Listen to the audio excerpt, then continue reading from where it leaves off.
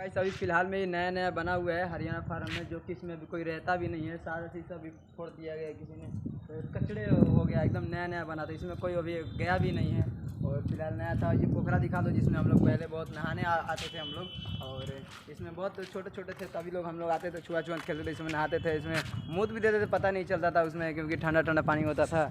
और अभी तो देख रहे हैं पोखरा बन रहा है फिलहाल। वैसे तो ये पुलिस के लिए ट्रेनिंग के लिए बनाया गया था उधर, जो कि आप लोग मैंने दिखाया उधर। फिर से मैं कभी एक रील में बना के उधर दिखा दूंगा, जो कि बहुत बड़ा बीएमपी कैंप है जहाँ की पुलिस फोर्सों का तैयारी होता है, ट्रेनिंग दिया जाता है। तो यही पोखरा था जिसमें उन लोगों को ट्रेनिंग दिया जाता था। तो हम लोग भी इसमें नहाने फिरने आते थे। तो फिलहाल अभी पोखरा सूख गया है, इसमें पानी का कोई व्यवस्था भी नहीं है फिलहाल। तो अभी काम चला बन रहा है।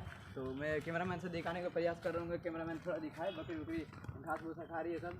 तो कैमरामैन लड़के पे इधर आओ, कैमरामैन में लंडूरे है एकदम। इधर गान मारो, उधर क्या कर रहे हैं। तो अभी फिलहाल देखते हैं कि हम लोग कहाँ पे जाते हैं, एक रील शूट करेंगे। तो फिलहाल देखते हैं। तो अभी के लिए टाटा बाय।